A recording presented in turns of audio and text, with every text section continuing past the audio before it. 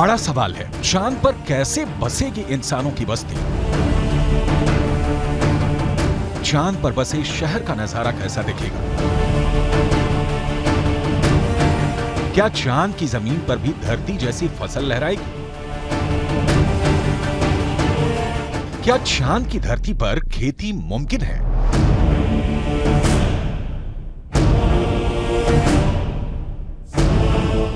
विज्ञान कहता है कि चांद पर अभी इंसानों के रहने लायक वातावरण नहीं है, लेकिन नासा का कहना है कि आने वाले वक्त में चंद्रमा की धरती को रहने लायक बनाया जा सकता है। लेकिन दावे के मुताबिक चांद पर बसने वाली बस्ती नहीं होगी सस्ती। अंतरिक्ष में चंद्रमा धरती का सबसे करीबी पड़ोसी पिंड है।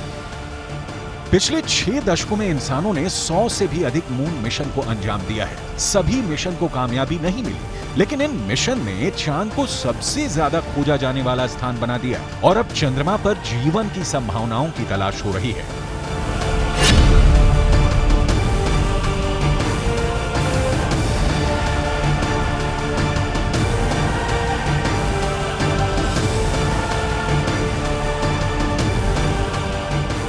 अभी तक चंद्रमा से जुड़ी कई हैरान कर देने वाली जानकारियां सामने आई हैं।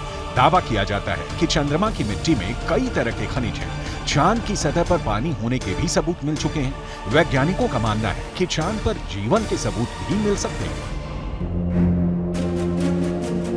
संभावना जताई जा रही है कि भविष्य में चंद्रमा पर मानव बस्ती बसाने का सपना पूरा हो सकता है, लेकिन यह काम इतना भी आसान नहीं है। चंद्रमा पर इंसान के कदम भले ही साल 1969 में पड़ गए हों,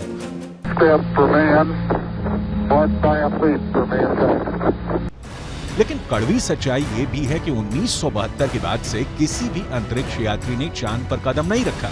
जब से इंसान ने चांद पर कदम रखा है, तभी से वहां इंसानी बस्ती बसाने की चर्चा चल रही है। 1972 से अभी तक 51 सालों में कई मून मिशन भेजे गए और उससे जो जानकारी हासिल हुई, उसके बाद से अब चांद पर मानव बस्ती का सपना जल्द आसान हो सकता है, लेकिन ये बहुत अधिक खर्चीला भी हो सकता है। क्योंकि अगर चंद्रमा पर कॉलोनी शुरू करने के लिए धरती से सामान भेजने होंगे तो ये काफी महंगा साबित होगा। एक अनुमान के मुताबिक सिर्फ 100 लोगों के लिए चांद पर जरूरी सामान भेजने के लिए करीब 1.25 लाख करोड़ रुपए का खर्च आएगा। ऐसे में अगर चांद पर इंसान को रहने लायक बस्ती बसानी है तो सबसे पहले रोटी, कपड़ा और मकान जैसी बुनियादी जरूरतों को पूरा करना होगा, जिसमें सांस लेने के लिए हवा, पीने के लिए पानी, पेट भरने के लिए खाना, हवा के दबाव से लैस रहने लायक जगह और रोशनी के लिए बिजली जरूरी होगी। दावा है कि इनमें से ज्यादातर जरूरतों को चांद से ही पूरा किया जा सकता है। चंद्रयान 1 की मदद से चांद पर पानी होने की पुष्टि हो चुकी है। पानी की खोज के बाद इसरो अब चांद पर जमी बर्फ का विश्लेषण करने में जुटा है। चांद की सतह की बनावट को समझने में लगा है। नासा के मुताबिक चांद के दक्षिणी ध्रुव पर बर्फ है। बर्फ के साथ साथ वहां दूसरे प्राकृतिक संसाधन भी हो सकते हैं। साल 1998 में नासा ने मून मिशन के तहत ये बताया था कि दक्षिणी ध्रुव पर हाइड्रोजन है। नासा का दावा है कि अधिक मात्रा में हाइड्रोजन होने की वजह से वहां बर्फ होने की संभावना है। इसके अलावा चांद के दक्षिणी ध्रुव पर बड़े बड़े पहाड़ और कई गड्ढे हैं। ज्यादातर गड्ढे ऐसे हैं जहां अरबों साल से अंधेरा है। अमेरिका के नासा के मुताबिक घुप अंधेरे के बीच यहां बर्फ का जमाव हो सकता है। अंदाजा यह भी है कि चांद के दक्षिणी ध्रुव पर अरबों सालों से पानी बर्फ के रूप में जमा हो सकता है। अगर चंद्रयान 3 का लैंडर और रोअर चांद पर बर्फ की मौजूदगी की पुष्टि कर देते हैं तो वहां मानव बस्ती बसाने की संभावना और बढ़ जाएगी। हालांकि इससे पहले भी चंद्रमा की सतह पर पानी होने के संकेत मिले थे। चांद के छाया में रहने वाले हिस्से में पानी के होने के संकेत मिल चुके हैं। वैज्ञानिकों को चांद के उस हिस्से में पानी होने के साक्ष्य भी मिले हैं जहां सूर्य का सीधा प्रकाश पड़ता है। ऐसे में अगर चंद्रयान 3 चांद के दक्षिणी ध्रुव पर पर्याप्त बर्फ होने की पुष्टि कर देता है तो चांद की सतह पर मौजूद बर्फीले पानी से इंसानों की बस्ती और चंद्रमा पर अर्थव्यवस्था के लिए आधार को तैयार करने में मददगार साबित हो सकती है। आइए रसायन विज्ञान की भाषा में समझ लेते हैं कि ये कैसे मुमकिन हो सकता है। रसायन विज्ञान में बर्फीले पानी का रासायनिक सूत्र होता है H2O।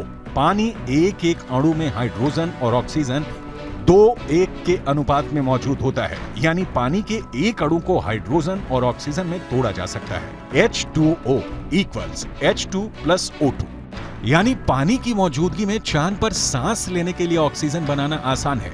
वहीं पानी से हाइड्रोजन और ऑक्सीजन को अलग करके ईंधन के तौर पर इस्तेमाल कर सकेंगे। साथ ही साथ पानी से चांद पर बिजली भी तैयार की जा सकती है। साफ है, चांद पर मौजूद पानी कई समस्याओं का समाधान हो सकता है। पानी के इस्तेमाल से सिंचाई के लिए खेती का काम भी आसान किया जा सकता है, क्योंकि चांद पर इंसानों की बस्ती को लेकर रिसर्च कर रहे वैज्ञानिकों को तब बड़ी कामयाबी मिली थी जब चांद की मिट्टी में पौधे उगाए गए। अपोलो 11 मिशन के दौरान करीब 22 किलो सामान चंद्रमा से लाया गया था। इसमें तकरीबन 50 चांद के चट्टानों के टुकड़े और चांद की मिट्टी शामिल थी। शोधकर्ताओं को इस बात का बिल्कुल भी अंदाजा नहीं था कि चांद की धूल भरी मिट्टी में कुछ उग भी सकता है या नहीं। उन्होंने इसे एक प्रयोग के तौर पर लिया कि अगर अगली पीढ़ी में कोई चांद पर जाता है तो वहां पर कुछ उगा सकता है। जो नतीजे सामने आए उसने वैज्ञानिकों को चौंका दिया। ऐसे में अगर चांद के दक्षिणी ध्रुव पर पर्याप्त मात्रा में पानी नहीं मिलता तो चांद पर बस्ती बसाने का सपना अधर में लटक सकता है। यानी चांद पर सस्ती बस्ती बसाने में चंद्रयान 3 बहुत बड़ा रोल निभाने वाला है, जिसकी शुरुआत चंद्रमा के दक्षिणी ध्रुव पर भारत के धमाकेदार दस्तक के साथ हो चुकी है।